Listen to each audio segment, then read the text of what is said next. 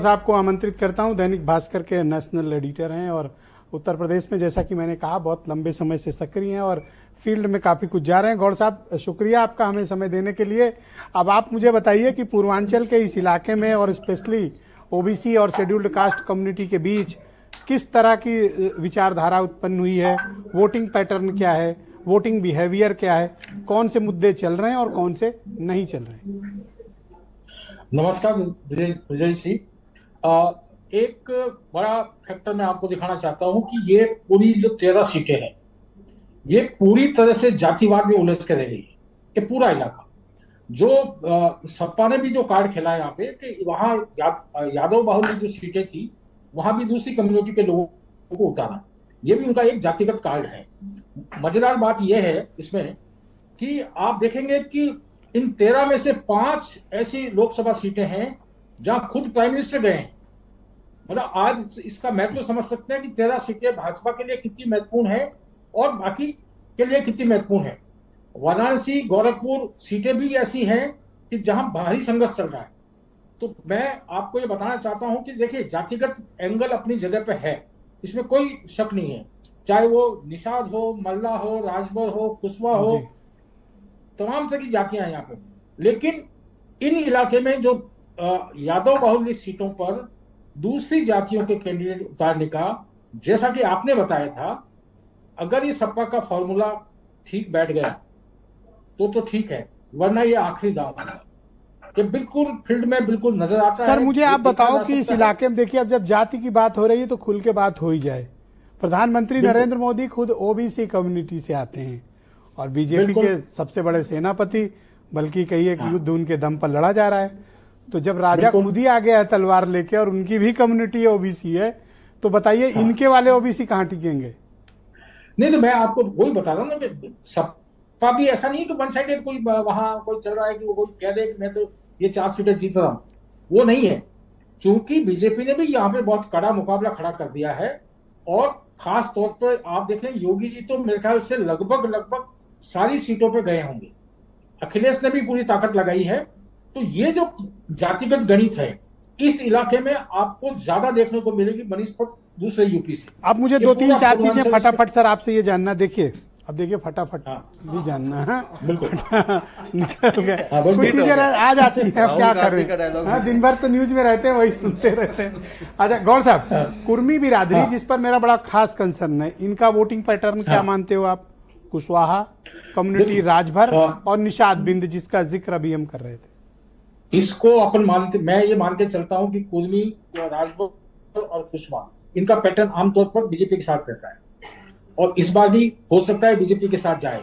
सपा ने कोशिश की जरूर है कि ये इनको बदला जाए, लेकिन इनके पास उस लाइक कोई चेहरा नहीं है तो जो इनको अपनी तरफ मोड़ सके। ये सबसे बड़ा फैक्टर है और आपको दिखेगा नतीजों में। आप मुझे बताओ कि सबसे पहले तो मुझे एक चीज ये क्लैरिटी दो आप, बीजेपी का कौन कौन सा मुद्दा चला मार्केट में चुनाव में, और अपोजिशन का कौन कौन सा मुद्दा चढ़ा? हाँ, मैं आपको बहुत स्पष्ट तौर पे बताना चाहता हूं कि देखिए, बीजेपी का जो धर्म का मुद्दा था वो मेरे ख्याल से नहीं चला, कुछ नहीं चला। हाँ, ये बात सही है कि इस इलाके में महंगाई, बेरोजगारी एक बड़ा इश्यू है। आप पहली बार मैं इस चुनाव में देख रहा हूं कि जो हमेशा मतदाता खामोश रहता था, इस बार थोड़ा सा वोकल होकर बात कर रहा है, सोशल मीडिया पे अपना कमेंट डाल रहा है। और आपके रिपोर्टर भी जब गए होंगे तो आपने देखा होगा कि आदमी खुल के बता रहा है, अगर वो बीजेपी के साथ है तो बीजेपी की बात कर रहा है, कांग्रेस के साथ है तो वो कांग्रेस के बता रहा है, सपा के साथ है तो सपा की बात कर रहा है। ये इस चुनाव का एक अलग टेस्ट है। दूसरी बात जो मेरा एक है कि मैं इस चुनाव को अगर अदृश्य कहूं तो वो कोई भी अतिशोक्ति नहीं होगी। क्यों? कि सबसे बड़ा फैक्टर यहाँ पे बसपा का है। अगर यहां बसपा ने परफॉर्म नहीं किया जी, तो सीधा सपा को फायदा है। परफॉर्म से आपका ताल्लुक क्या है? परफॉर्म से ताल्लुक बीएसपी के आपका जाटो यानी सजाती वोट है बहन जी वाला है, हाँ, या अदर वोट आप देख रहे हो? जातिगत वोटर्स, जो भी उसको जातिगत वोटर, जाटो वगैरह जो वोट मिलते थे उसको, जो उसकी जो पार्टी पावर में थी तब वो वोट मिला, तब तो सपा के लिए बहुत खतरनाक है ये कि सपा को बिल्कुल बहुत भारी नुकसान होगा। और वो परफॉर्म ही नहीं कर पाए। देखो सर, मुझे इस बात का डाउट है कि मायावती से कोई उनका सजातीय वोट छीन पाए। अभी मुझे ऐसा, क्या आप मानते हो? पर मुझे ऐसा प्रतीत नहीं होता।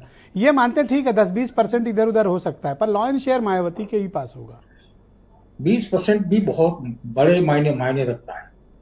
इस चुनाव में 20% वोटों का इधर से उधर हो जाना बहुत मायने रखता है, क्योंकि यहाँ एक एक वोट की लड़ाई है। देखिए, मैं आपको बता रहा हूं कि बीजेपी के धर्म के कार्ड के सामने ही ये जो इंडी गठबंधन है, ये जातिगत कार्ड लेके आए। ये जातिगत गणना, ये गणना, वो गणना, ये धर्म के मुकाबले कार्ड खड़ा किया है।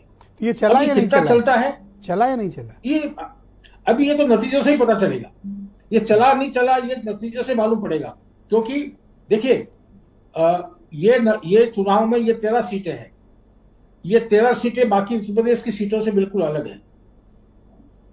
आप देखेंगे बिल्कुल साफ, बिल्कुल आपको लगेगा कि कई बार लगता है कि इसने टिकट गलत दे दिया या इसने सही दे दिया, या यादव बाहुल्य सीटों में दूसरे कैंडिडेट। ये कास्ट डोमिनेटेड एरिया है।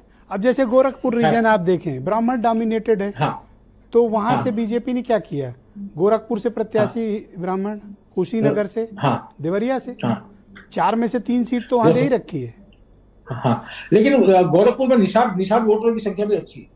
हाँ, तो क्या काजल निषाद को वोट देंगे निषाद, या फिर संजय निषाद के साथ वो बीजेपी के साथ जाएंगे? मैं गया था, योगी जी के साथ जाएंगे। काजल निषाद को कमजोर कैंडिडेट माना जाता है। ओके, कि काजल निषाद रवि किशन के सामने कमजोर कैंडिडेट माना जाता है।